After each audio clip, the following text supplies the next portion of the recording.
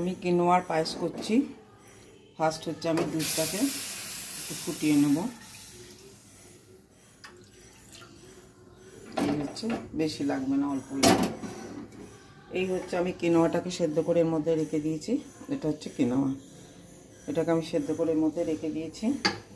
দুধটা ফুটবে, ফুটলে আমি এতে গুড় দেব, আগে কিনোয়াটা দেবো, এটা ফুটুক।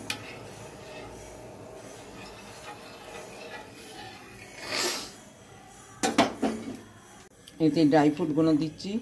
এতে আখরোট আছে, অ্যালমন্ড আছে, কিশমিশ আছে, এগুলোকে আমি কুচি কুচি করে দিয়েছি। এগুলো এর মধ্যে দিয়ে দিচ্ছি।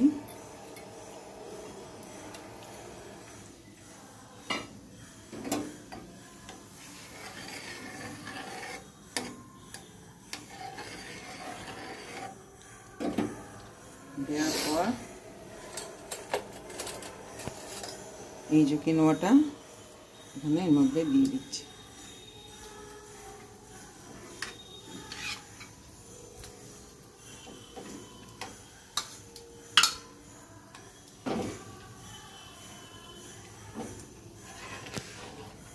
কিনোয়া ভীষণ শরীরের জন্য উপকারী।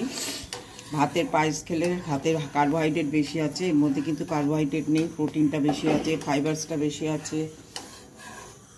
এবং যারা ডায়েট কন্ট্রোল করছেন, ভাতের পায়েস খাবেন না, তারা কিনোয়ার পায়েস করে খেতে পারেন। খুব টেস্টিও হয়, বোঝাও যায় না, এবং একটা আলাদা টেস্ট।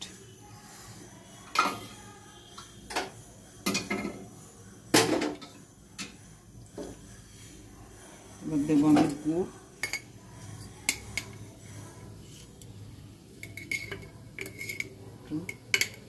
এই যে দিলাম।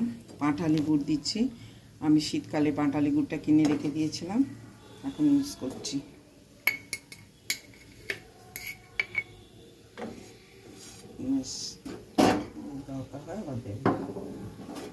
ফ্রিজে কিনে রেখে দিয়েছিলাম, খুবই ভালো রয়েছে, গন্ধটা ভালো হবে, স্মেলটা ভালো হবে, সেই জন্য দিলাম।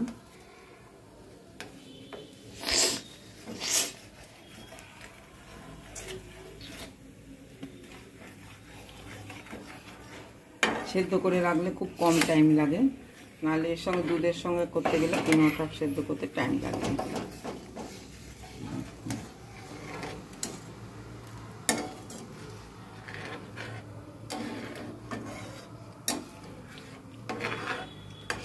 এটা আস্তে আস্তে ফুটুক, তারপরে ফিরে আসছি। কত কম টাইমের মধ্যে এটা হয়ে গেল। এর মধ্যে একটুখানি ছোটো এলাচ দিয়ে দিচ্ছি, সেদ্ধ করে রেখেছিলাম।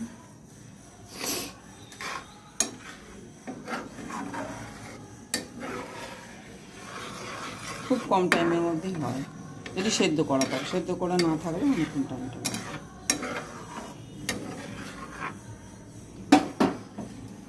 সুন্দর সুইট ডিশ রাত্রে রুটির সাথে খাবেন।